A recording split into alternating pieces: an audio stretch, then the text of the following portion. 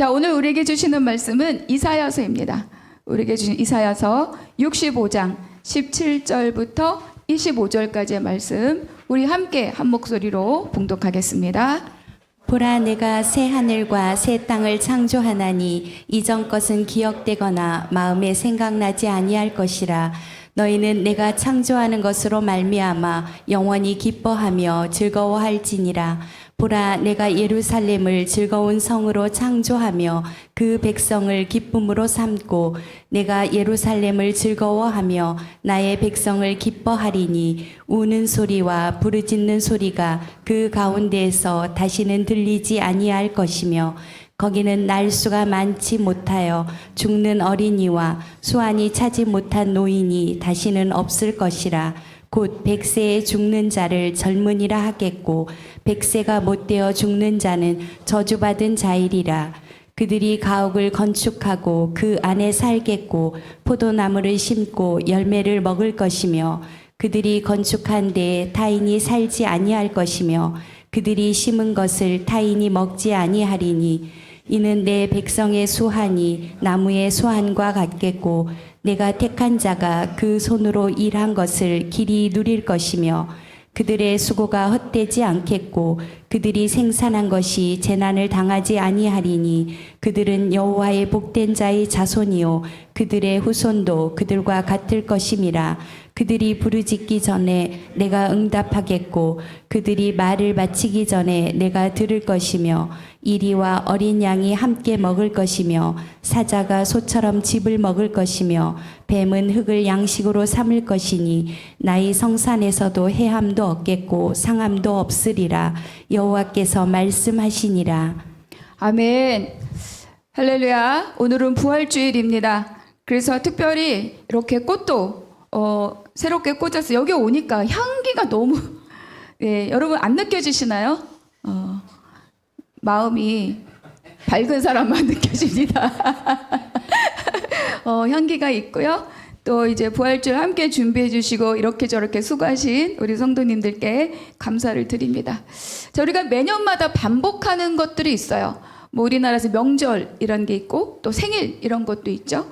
그래서 우리가 모든 것들이 매년 같은 시간, 같은 때, 같은 날 이렇게 매년 같은 절기를 보내는 그 이유가 무엇일까? 그것은 그냥 반복하는 것에 의미가 있는 것뿐만 아니라 그것의 의미를 새기고 그 의미에 합당한 삶을 살라. 이런 것들이 반복의 의미인 거죠. 그러니까 하나님의 모세를 통해서도 그 날을 대대로 지켜 행하라. 그러면서 6월절을 명령하셨어요. 물론 뭐 6월절만 명령하신 건 아닙니다. 모든 절기에 대해서 대대로 지켜 행하라. 이렇게 말씀하셨죠. 그것은 단순하게 형식의 반복이 있는 것뿐만 아니라 그 안에 담겨 있는 하나님의 구원 경영, 그 목적을 따라 살라는 하나님의 부르심입니다.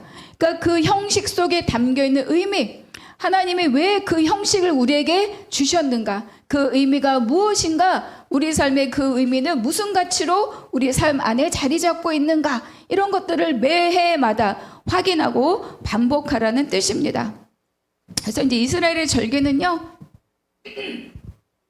각각 따로따로 있는 게 아니라 이스라엘의 절기는 다 연속성이 있어요.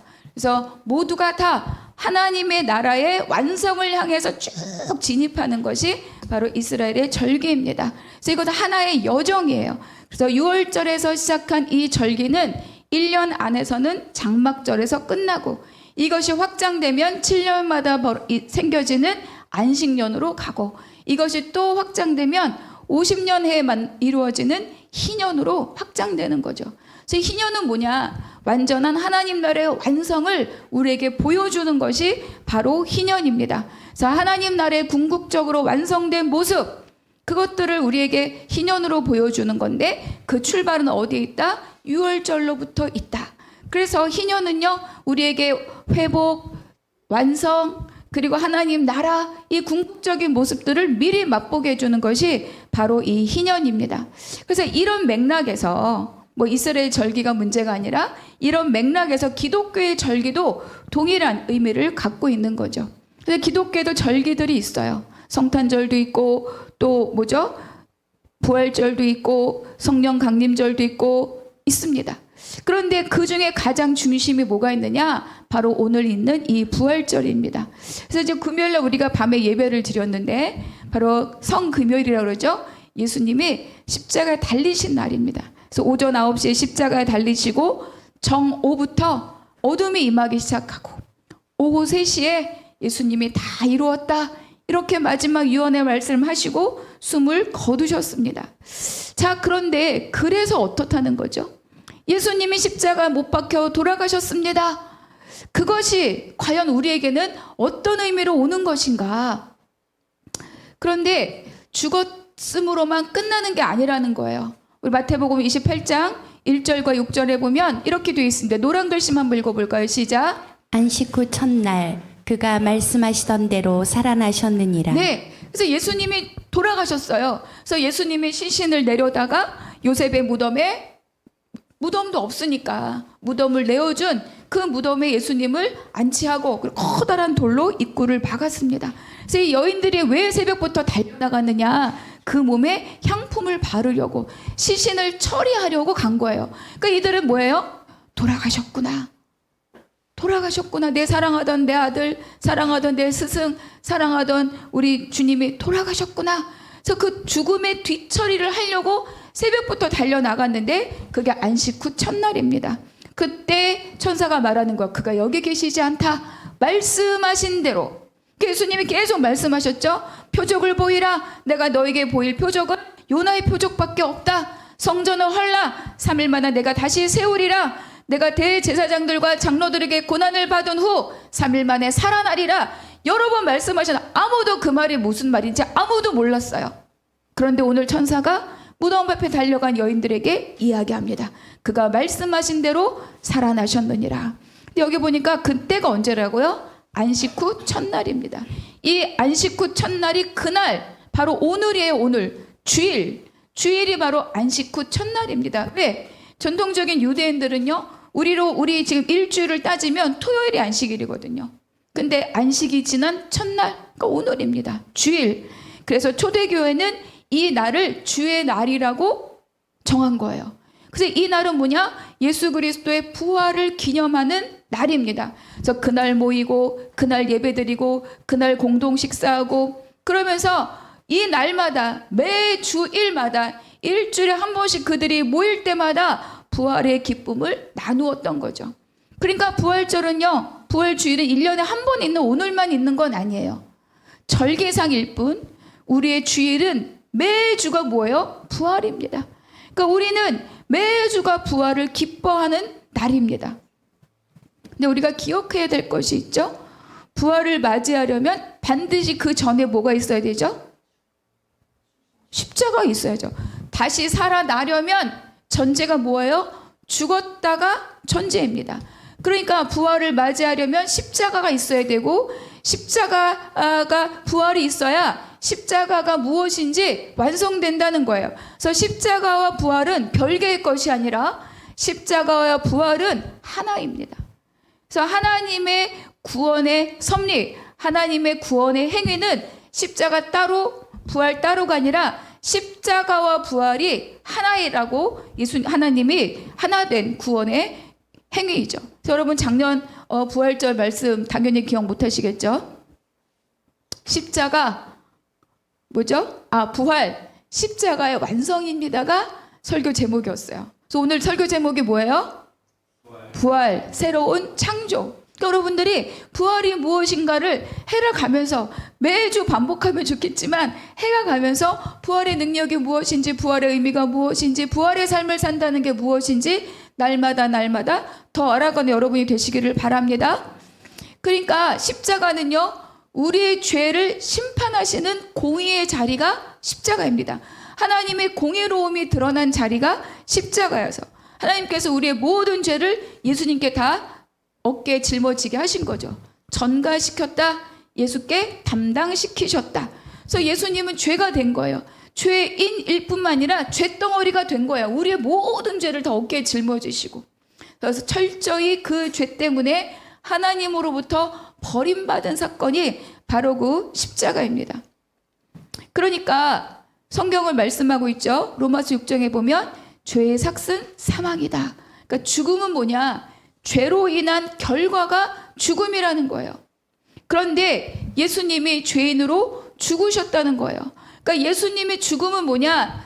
예수님의 죽음은 곧 내가 죽어야 될 죽음인데, 그런데 이 죽음으로만 끝난다면 아직도 죽음을 틀어잡고 있는 사망의 권세가 여전히 살아있다는 것을 말해요. 그래서 십자가와 부활의 관계를 고린도전서에서는 이렇게 이야기합니다. 17절의 말씀 같이 읽겠습니다. 그리스도께서 다시 살아나신 일이 없으면 너희의 믿음도 헛되고 너희가 여전히 죄 가운데 있을 것이요. 그렇죠. 결국 예수님을 죽음으로 사로잡고 있는 사망 권세가 있다는 거예요. 그것을 깨뜨린 것이 부활이다. 그러니까 그 부활이 없다면 우리는 여전히 사망 권세로부터 완전하게 자유하지 못했다고 지금 말하고 있는 겁니다. 여러분 오해하지 마세요. 십자가, 예수 그리스도 십자가가 구원에 부족하다, 뭐 2% 빠져있다 이런 의미가 아니라, 효력이 없다는 의미가 아니라 십자가와 부활은 별개가 아니라는 것을 말씀드리는 거예요. 십자가와 부활은 다 하나님의 구원 사역이다. 그래서 살아나신 일이 없다면 여전히 죄 가운데 있을 거란 얘기는 뭐냐? 사망 권세가 아직도 완전하게 깨지지 않았다는 것을 말해주는 거죠. 그래서 로마서 4장에서 이렇게 말합니다. 제가 읽어드릴게요. 예수는 우리가 범죄한 것 때문에 내어줌이 되고, 그래서 사탄에게 내어준 거예요. 값을 치르라고, 죽음으로. 또한 우리를 의롭다 하시기 위하여 살아나셨느니라. 내어주고 살아나는 과정이 있었다. 결국 여러분 생각해 봅시다. 죽음의 결과가, 죄의 결과가 죽음이에요. 그 죽음은 사탄의 사망 권세가 쥐고 있는 게 죽음입니다. 근데 사탄이 생각해 보면 사망 권세로 인하 예수님이 죽었죠. 그러니까 예수님이 죽어서 어둠의 땅에 묻혀 있는 그 기간만큼 이 사망 권세는 어떻게 생각했을까요? 내가 이겼다. 여자의 후손이 죽었다. 죄를 처리할 일은 끝났다. 누구도 죄로부터 자유하지 못하다. 이제 공중 권세 잡은 자로 나의 세계는 여전하게 유지될 것이다. 이렇게 생각했을 거라는 거예요. 얼마나 흥분됐겠습니까? 여자의 후손이 그렇게 못 오도록 이렇게 저렇게 이렇게 회방했는데, 근데 여자의 후손이 이 땅에 왔잖아요. 근데 그 여자의 후손은 어떻게 했다? 죽었다. 다 끝났다. 이제 내 세상이다 라고 했을 거죠. 그런데 예수님의 부활, 사망 권세를 깨뜨린 그 부활이 완전하게 사망 권세를 돌파하고 그리고 승리하였다. 이렇게 우리에게 말씀해 주는 거예요. 십자가에서 끝나는 것이 아니라 우리는 부활까지 가는 신앙입니다. 값을 치렀다가 아니라 그 이후에 우리가 모든 권세를 다시 쥐고 하나님의 백성으로 이 땅을 통치하며 살아가는 존재다. 거기까지 가는 것이 십자가와 부활입니다. 로마서 1장에 4절에 이렇게 이야기합니다. 4절 한번 읽어볼까요? 시작. 성결의 영으로는 죽은 자들 가운데서 부활하사 능력으로 하나님의 아들로 선포되셨으니 곧 우리 주 예수 그리스도시니라. 똑같은 로마서 1장 4절을요. 공동 번역에서 뭐라고 나타내냐? 여기는 부활하사, 예수님이 부활하셨죠. 능력으로 하나님의 아들로 선포되었다. 이게 무슨 뜻일까? 다른 번역본 이렇게 말, 하나님의 아들로 확인되신 분이다. 그러니까 내가 하나님이다, 나는 하나님의 아들이다. 그래서 신성 모독으로 예수님 십자가에 못 박았잖아요. 그 죽음으로는 그게 확인할 수 없었대요. 죽었으니까. 그 죽음까지는 하나님의 아들이어도 동일하지 않습니까? 나도 죽고 여러분도 죽고 예수님도 죽었다. 그런데 부활하심으로 인하여서 제가 스스로 부활할 수 있을까요? 여러분 부활하실 수 있습니까? 없어요. 죽음은 모든 인류에게 동일하게 주어진 죄의 삭시입니다. 그런데 예수님의 부활하심으로 뭐가 증거되었냐? 하나님의 아들임이 확인되었다. 진짜 하나님의 아들이시구나. 이게 그 부활의 능력으로, 부활로 증거되셨다. 이렇게 우리에게 말씀해 주는 겁니다. 그래서 이 부활은요, 예수님이 누구신가에 대한 확실한 답을 우리에게 제공하는 거예요. 예수님은 하나님이시고 곧 하나님의 아들이시다. 이렇게 우리에게 확인시켜 주는 거죠. 그리고 이 모든 일들, 십자가와 부활은 다 하나님께서 예수 그리스도를 통하여 우리를 위하여 행하신 일이다. 이렇게 성경은 말씀하고 있어요. 그리고 중요한 게 있습니다. 이 부활은 꾸며낸 신화적인 일이 아니다. 이 부활은 역사적인 사실이다. 여러분, 우리가 부활을 믿지 못할 때 이렇게 그래, 부활이 있다라고 믿어보면 조금 더 힘이 나겠지? 이렇게 막 정신승리, 멘탈 캅. 이게 부활이 아니라 부활은 뭐예요? 실제로 벌어진 역사적인 사실이다. 그거를 성경에서 여러 군데에서 증거하고 있어요. 그래서 우리 고린도전서 15장을 보면 제가 보겠습니다. 게바에게 보이셨다. 12제자에게 보이고 500의 형제에게 일시에 보이고 야고보에게도 보이고 사도에게도 보이고 8절에 보니까 만삭되지 못한 내게도 보였다. 이렇게 말하는 거예요. 무슨 뜻입니까? 예수님 분명 십자가에 돌아가셨고 그리고 무덤에 장사했다는 걸 사람들이 다 알아요. 그리고 거기에 커다란 돌로 막아놨던 것도 알고 혹시 시신을 훔쳐가서 살아났다고 거짓말할까 봐 군병들이 거기 지키고 있었다고 마태복음은 증거하고 있어요. 군인들이 있었는데도 무덤 문이 열리고 시신이 없어졌다. 그런데 여기까지는 또 거짓말이다 조작됐다 할 수 있죠. 그런데 살아나신 예수님을 본 자들이 한 명도 아니고 두 명도 아니고 500여 명이나 동시에 일시에 있었다. 이거 뭘 말합니까? 조작 불가, 증거인멸 불가, 확실한 사실이다. 이거를 우리에게 말씀해 주는 거죠. 그래서 만삭되지 못한 나도 보았다. 이렇게 말하고 있는 거예요.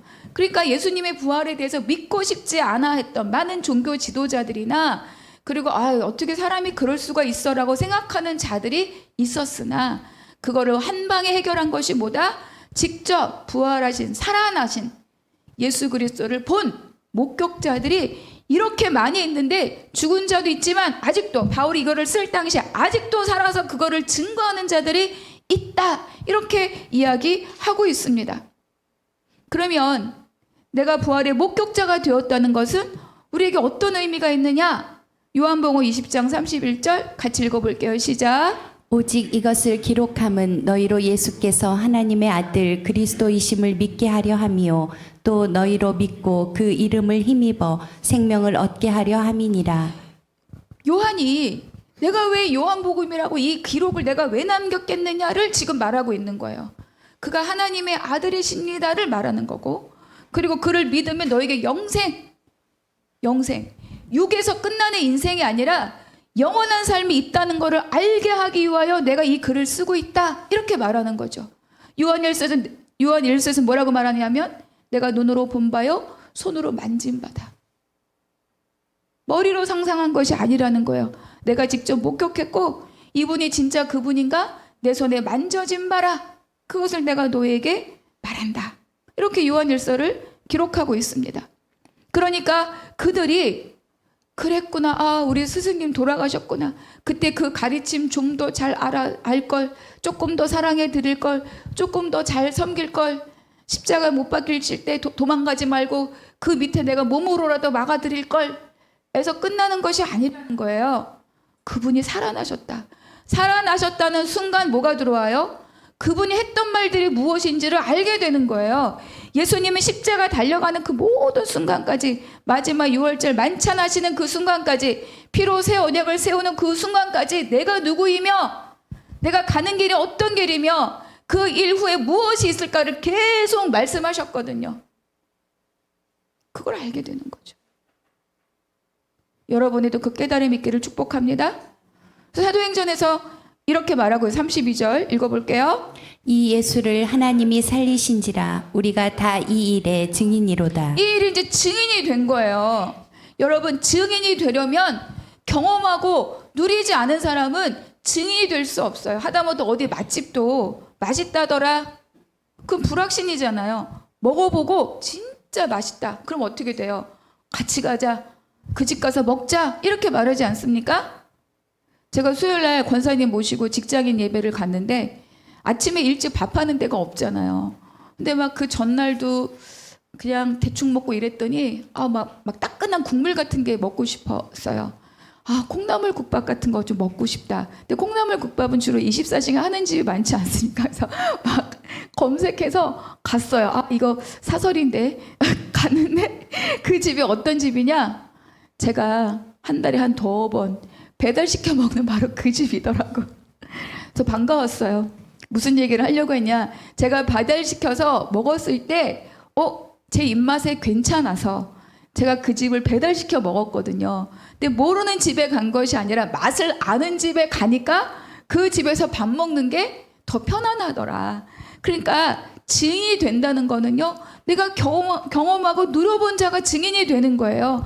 그러니까 부활을 목격하고 체험한 사람들의 삶은 어떻다? 완전히 달라지더라.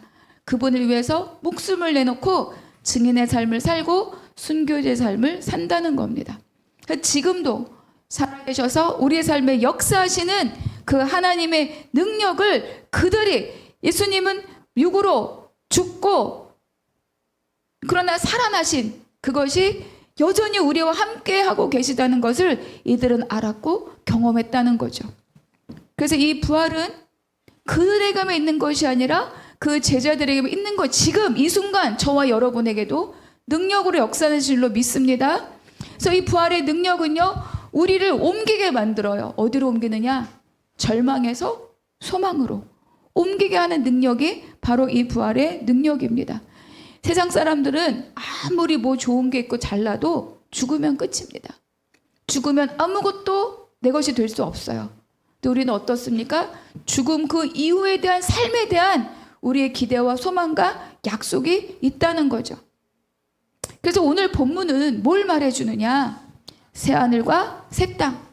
그래서 우리가 예수님 다시 오시고 우리가 완전히 부활체로 일어날 때 우리가 경험할 수 있고 누리는 삶이 뭐냐를 우리에게 미리 보여주는 거예요. 시대적인 환경으로는 포로기에 있는 이스라엘 백성들이 회복된다는 것을 역사적인 정황은 말하고 있는데, 이것은 결과적으로 뭘 말하느냐? 우리가 완전히 새하늘과 새 땅, 예수님 재림하시고 완전하게 새롭고 이루어질 그 땅에서 살 우리의 모습들이 무엇이냐를 우리에게 미리 말씀해 주고 있는 거죠. 그 첫 번째는 뭐냐 하면 새 창조입니다. 17절 같이 읽어보겠습니다. 시작. 보라, 내가 새 하늘과 새 땅을 창조하나니 이전 것은 기억되거나 마음에 생각나지 아니할 것이라. 17절 18절 가면요, 창조란 단어가 한 3번 나와요. 이 창조라고 하는 단어는 마라라고 하는 단어인데, 이 단어는 창세기 1장 1절에 태초에 하나님이 천지를 창조하시니라, 그 창조와 같은 단어입니다.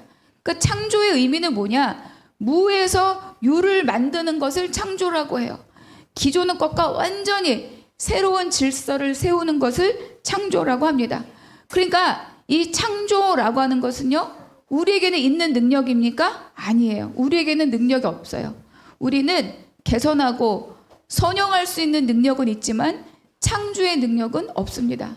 따라서 창조라고 하는 것은 누구에게만 부여된 능력이다? 오직 하나님에게만 부여된 행위가 바로 이 창조입니다. 그래서 이 이사야서의 창조, 물론 계시록에서 동일하게 새 하늘과 새 땅 이렇게 말해요. 그러니까 기존에 죄로 물들었던 세상을 내가 여기 뜯어 고치고 여기 보수하고 여기에 기름 붓고 여기에 구획을 정해서 만드는 게 아니라 완전히 새로운 하늘과 완전히 새 땅. 이전 것은 기억도 안 난대요.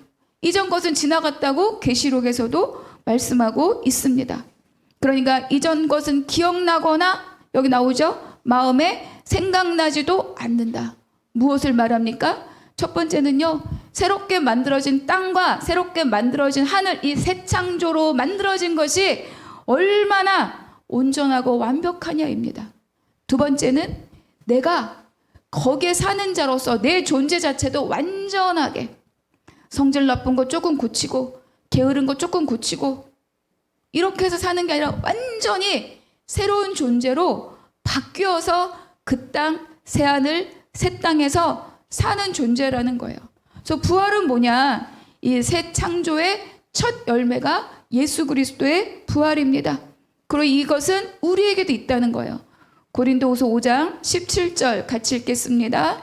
그런즉 누구든지 그리스도 안에 있으면 새로운 피조물이라 이전 것은 지나갔으니 보라 새 것이 되었도다. 네, 똑같잖아요. 이전 것은 기억되거나 마음에 남지 않는다는 거예요. 이전 것은 완전히 지나가서 완전하게 새로운 것이 되었다. 새로운 피조물, 이 피조물도요, 창조의 뜻을 갖고 있어요. New Creation이라고 영어는 번역해요. 새 창조다. 이렇게 말해요. 그러니까 내가 예수를 믿는다는 것은 예수 그리스도의 십자가와 예수 그리스도 부활에 내가 함께 참여하는 자가 되는 거예요. 십자가만이 내 것이 아니라 십자가와 부활이 다 내 것이다.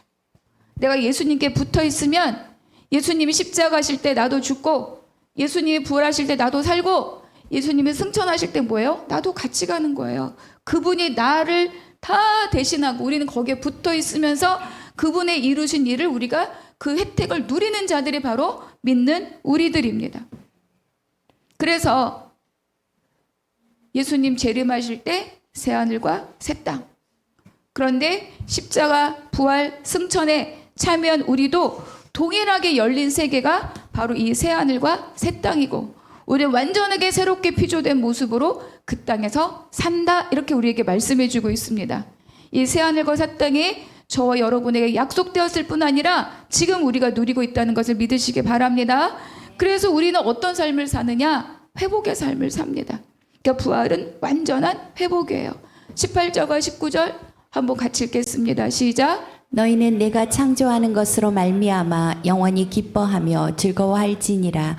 보라 내가 예루살렘을 즐거운 성으로 창조하며 그 백성을 기쁨으로 삼고 내가 예루살렘을 즐거워하며 나의 백성을 기뻐하리니 우는 소리와 부르짖는 소리가 그 가운데서 다시는 들리지 아니할 것이며. 여러분 18절 19절 읽으면서 좀 무언가가 생각나시면 좋을 것 같아요. 생각나시면 18절에 뭐라고 말씀하죠? 내가 창조한 것으로 말미암아 어떻다? 영원히 기뻐하고 즐거워할지니라. 여러분 이 한 구절이 뭐를 기억나게 하십니까? 그렇지. 보시기에 심히 좋았더라. 그러니까 처음 하나님이 물을 나누고 피조를 나누고 해와 달과 별을 나누고 땅에 기는 짐승을 만들고 심에는 채소를 만들고 창조해서 새롭게 만들어 가실 때마다 마지막 사람을 만들고 뭐라 그러셨어요? 보시기에 좋았더라. 보시기에 심히 좋았더라. 그 만족감, 그 충만함, 그 기쁨, 그 즐거움 그것이 여기 어때요? 다시 보여지는 거죠. 내가 창조한 것으로 말미암아. 그런데 처음에 그렇게 기뻤던 것들이 죄가 들어오고 타락하면서 다 깨지고 무너지고 상처 있고 회파됐잖아요. 그런데 뭐예요? 내가 창조한 것으로 새하늘과 새 땅, 그 세계는 어때? 내가 다시 처음에 있었던 그 충만한 기쁨이 어때요? 회복된다는 겁니다. 처음 만드셨던 것처럼. 여러분이 첫 자녀 안았을 때 여러분 어떠셨어요? 보자마자 어떻게 키우나 눈물을 흘리셨나? 생명에 대한 여러분의 기쁨의 눈물이 있었을 줄로 믿습니다. 하나님께서 바로 그 기쁨을 다시 말씀하고 있는 거예요. 새하늘과 새 땅에서 내가 창조한 것으로 새롭게 창조한 것으로 너희들의 새롭게 피조됨으로 내가 영원히 기뻐하고 즐거워한다. 예루살렘이 망하고 쫓겨나고 성벽 무너지고 그런 곳이 아니라 완전히 나에게 기쁨의 성이 된다. 이렇게 말씀해 주고 있죠. 그래서 처음 하나님이 만드셨을 때 그 창조의 기쁨, 충만한 기쁨이 회복되는 삶이다. 이렇게 우리에게 말씀해 주고 있습니다. 두 번째, 20절 한번 같이 읽어볼게요. 시작. 거기는 날수가 많지 못하여 죽는 어린이와 수완이 차지 못한 노인이 다시는 없을 것이라. 곧 100세에 죽는 자를 젊은이라 하겠고 100세가 못되어 죽는 자는 저주받은 자이리라. 죽음이 아까 뭐라 했지? 죽음. 사망은 죄의 삭시다. 죄의 결과물이 죽음입니다. 그런데 그걸 오늘 20절 뭐라고 말하느냐? 죽는 어린이와 수완이 차지 못한 노인이 없다는 거예요. 100세에 죽어도 아유 젊을 때 죽었네. 여러분 요즘 100세 살기 어려워요. 그렇죠? 수명이 많이 늘어났지만 100세에 죽어도 어휴 왜 젊을 때 죽었네. 100세가 못 되어 죽으면 뭐지 하나님께 벌받아서 저주받아서 사망했나 라고 할 만큼 그들에게 이 생명이 죽음으로부터 완전히 벗어난 삶을 산다 이렇게 얘기해 주는 거예요. 죽음은 두려움입니다. 죽음은 죄의 결과이고 죽음은요 사망 권세예요. 그것이 우리를 휘어잡고 우리를 막 조종하는 것이 이 땅의 삶입니다. 그런데 그것으로부터 자유한 삶, 죽음의 두려움이 없는 삶, 다시 우리로 말하면 영생을 얻은 삶, 그 삶의 새하늘과 새 땅에 우리가 누릴 삶이라고 말씀해주고 있죠. 죄가 없고 슬픔이 없고 죽음으로 인하는 울부짖음이 없는 곳, 그것이 우리가 회복된 우리 삶의 자리라고 말씀해주고 있어요. 그리고 세 번째 또 중요한 것이 있습니다. 21, 23절인데 23절만 한번 같이 읽어보겠습니다. 시작. 그들의 수고가 헛되지 않겠고 그들이 생산한 것이 재난을 당하지 아니하리니 그들은 여호와의 복된 자의 자손이요 그들의 후손도 그들과 같을 것임이라. 여러분, 수고가 헛되지 않은 삶이 얼마나 복된 삶인지 아십니까? 내가 하나 수고했을 때 하나의 열매를 맺고, 내가 10개 수고했을 때 10개의 열매를 맺고. 근데 여러분, 타락한 세상, 죄로 물든 세상의 가장 큰 특징이 뭐냐? 수고해도 열매가 없는 것이 세상의 삶입니다. 그러니까 21절에 보니까 가옥을 건축하고 그 안에 살겠고. 여러분, 내가 열심히 수고해서 집을 아파트 전원주택 해도요, 세상에 어떤 악에 휘둘리면 그거 내 것 아닙니다. 그런데 하나님께서 이스라엘 백성을 가나안으로 보내실 때 신명에서 뭐라고 말씀하시느냐? 너희가 파지 않은 샘, 너희가 짓지 않은 집, 너희가 가꾸지 않은 포도원의 열매를 먹을 것이다. 너희가 애써 수고하지 않아도 나의 공급으로 충만할 것이다. 이렇게 말씀하셔요. 그런데 에덴 동산에서 누구지? 아담이 막 땀 흘리고 막 야근하고 막 새벽같이 나가서 일했습니까? 아니에요. 이것은 뭘 말하냐? 원래 하나님이 우리에게 주신 일의 가치, 그것이 회복된다는 거예요. 하나님께서 에덴 동산 마치셨을 때 아담은요 일했어요. 여러분, 아담이 놀고 먹지 않았어요. 백수처럼 이렇게 열매 따먹지 않았어요. 아담이 일을 했어요. 가장 중요한 일, 하나님의 통치의 대행자로 일했습니다. 짐승들에게 뭐죠? 이름을 다 지어주고 다스렸다는 얘기거든요. 그리고 경작하고 그 땅을 돌보고 일한 거예요. 그런데 거기 야근했다 소리 없고, 그리고 일을 악물었다 소리 없고, 그리고 막 피땀 흘리면서 일했다 이런 말 없어요. 무슨 뜻입니까? 그곳에서의 일은요, 하나님이 사람에게 주신 복, 생육하고 번성하고 충만하라, 그리고 땅에 기는 짐승과 하늘의 새와 바다의 모든 물고기를 정복하고 다스리라, 그 사명, 씨와 통치권을 실현하는 현장이 바로 아담이 일하는 현장이었다는 거예요. 그러니까 거기는 사명의 자리이지만 뿌듯하고 기쁨이 있고 하나님과 동행하는 자리였어요.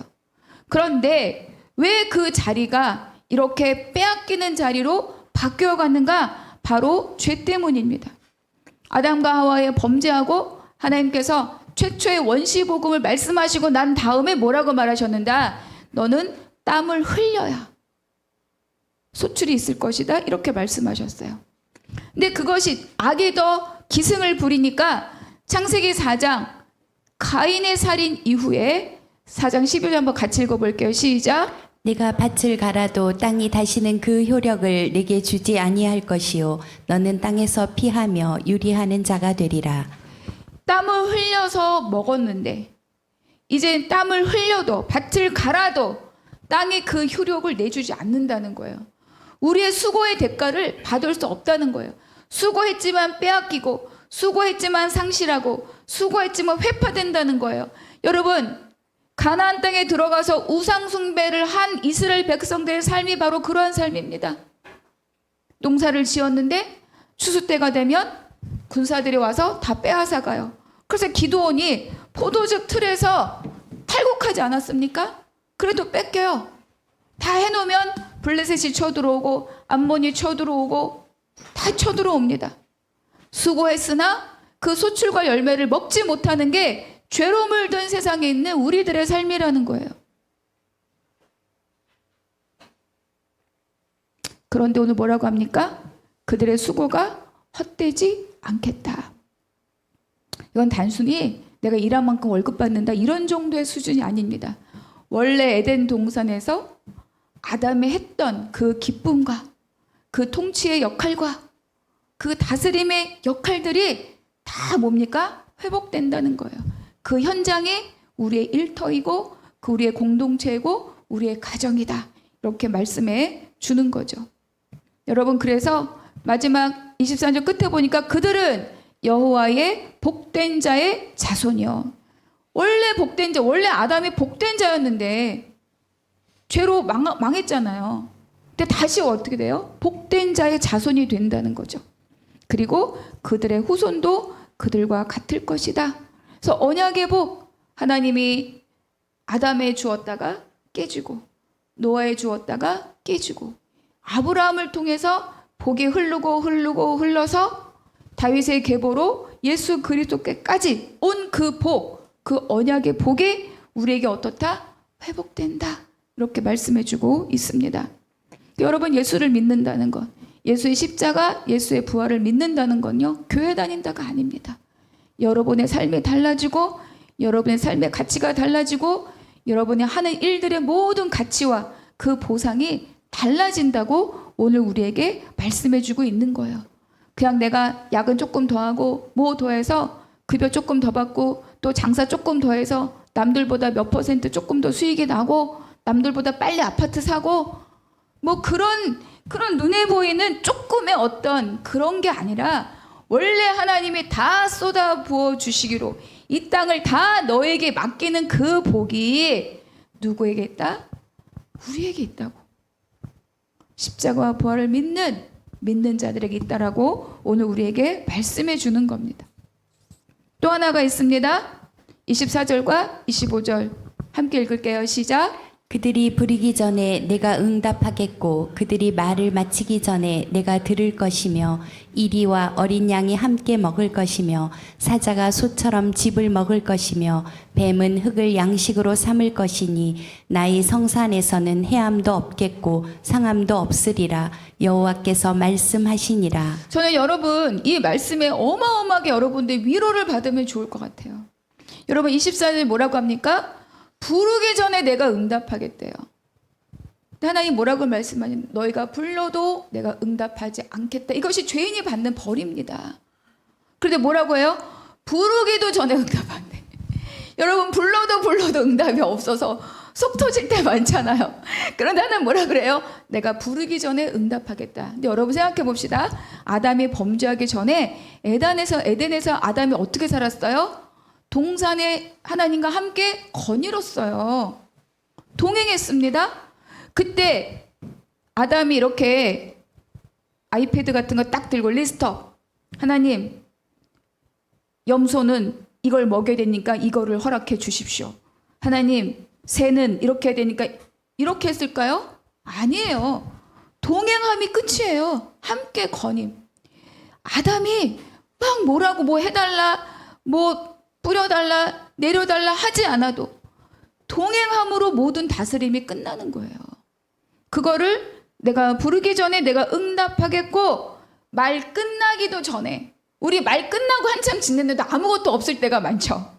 그래서 얼마나 속 터집니까? 말 끝나기도 전에 내가 들을 것이다. 이 약속과 은혜가 여러분에게 있기를 바랍니다. 그리고 25절에 말하고 있어요. 죄를 지었을 때 다 깨지잖아요.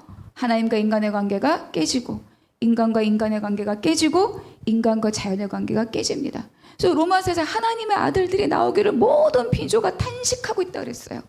그런데 오늘 뭐라고 하느냐? 해함도 없고 상함도 없으리라. 이리와 어린 양은요 약육강식에 먹고 먹히는 관계예요. 근데 걔네들이 같이 밥 먹는데요.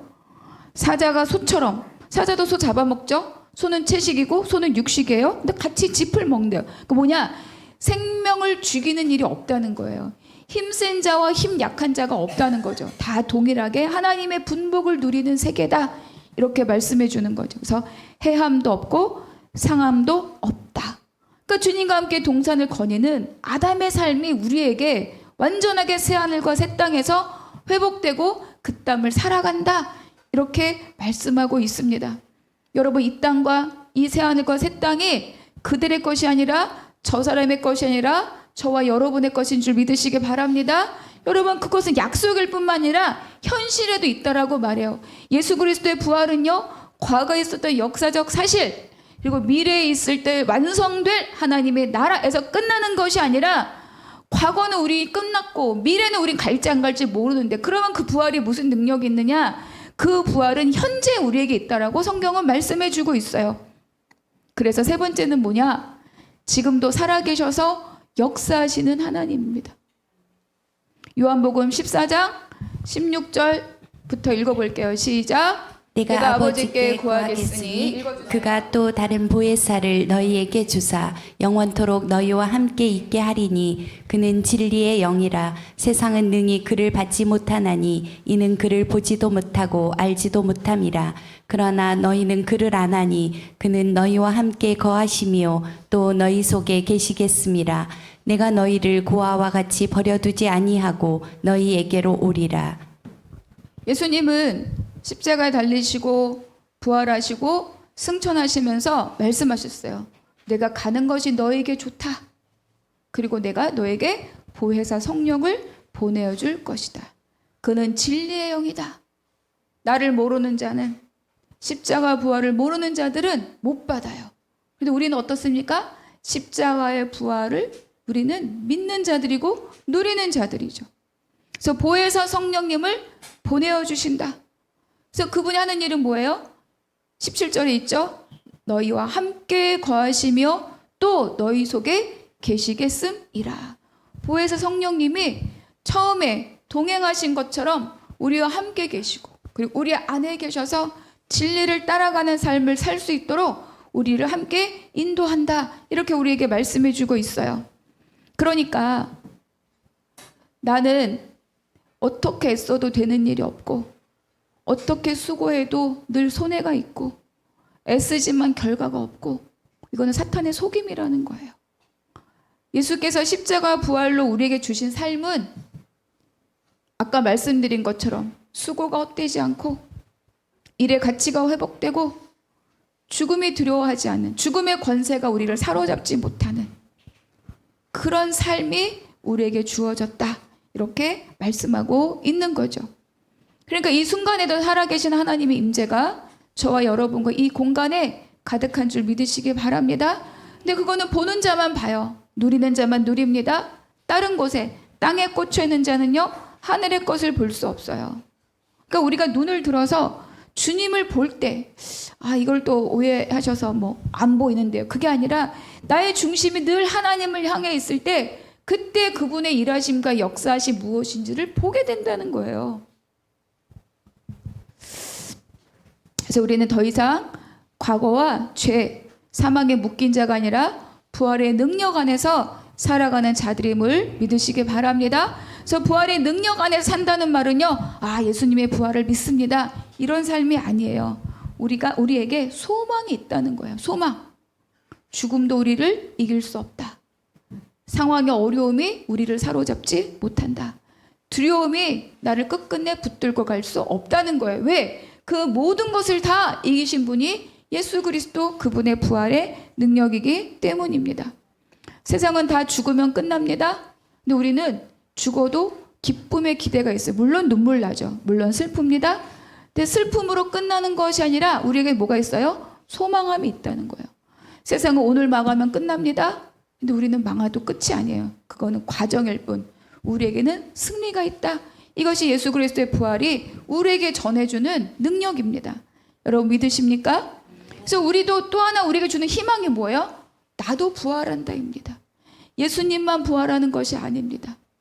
예수님만 하나님의 아들이어서 부활한다는 것이 아니라 예수님은 부활의 첫 열매이고, 예수 그리스도 십자가의 부활을 믿는 우리에게 뭐가 있다? 부활이 있습니다. 그래서 여러분, 우리 생은 여기서 끝나는 게 아니라는 거예요. 여기서 아픈다고 아픈 것으로 인생이 끝나는 것이 아니고 더 놀랍고 완전한 하나님의 부요를 누리는 완전한 삶이 우리에게 약속돼 있고, 너는 되고 너는 안 되고가 아니라 우리 모두가 그 삶을 누리는 자리로 함께 가는 것이고, 반드시 그 누림이 있다라고 우리에게 뭐예요? 약속하고 있다는 거죠. 예수님 부활하셨습니다. 아멘. 우리도 부활할 것입니다. 아멘. 죽음 이후의 부활만 아니라 오늘도 매 시시때 때마다 하나님 주신 성령의 은혜로 매 순간순간마다 부활의 삶을 사는 저와 여러분이 되시기를 바랍니다. 그래서 베드로 전서에서 이렇게 이야기합니다. 3절과 4절 같이 읽겠습니다. 시작. 우리 주 예수 그리스도의 아버지 하나님을 찬송하리로다. 그의 많으신 긍휼대로 예수 그리스도를 죽은 자 가운데서 부활하게 하심으로 말미암아 우리를 거듭나게 하사 산 소망이 있게 하시며 썩지 않고 더럽지 않고 쇠하지 아니하는 유업을 있게 하시나니 곧 너희를 위하여 하늘에 간직하신 것이라. 우리에게 산 소망이 있다는 거예요. 산 소망. 그런데 세상 것은 다 어때요? 썩습니다. 그리고 더럽습니다. 죄로 인해 잉태된 것들. 그리고 뭐예요? 쇠해요. 여러분 아무리 좋은 십몇억 되는 차 있나? 모르겠네. 어쨌든 여러분 그렇다 하더라도요. 1년 지나고 2년 지나고 3년 지나면 다 노쇠합니다. 아무리 좋은 집도요. 시간 지나면 쇠하여집니다. 썩지 않는 것이 없습니다. 썩는다는 가치가 사라지는 것들을 말해요. 그런데 하늘에 있는 하나님이 우리에게 약속하신 그것은 뭐다? 썩지 않고 더럽지 않고 쇠하지 않는 영원한 유업을 우리에게 주시기로 약속했다. 그래서 우린 여기서 끝나는 삶이 아니라 그 이후의 삶이 더 크게 더 부요하게 약속되어 있기 때문에 그것이 우리가 오늘을 살 수 있는 뭐가 된다? 산 소망이다. 이렇게 말씀해주고 있는 거죠. 그래서 결론적으로 부활은 예수님만의 부활이 아닙니다.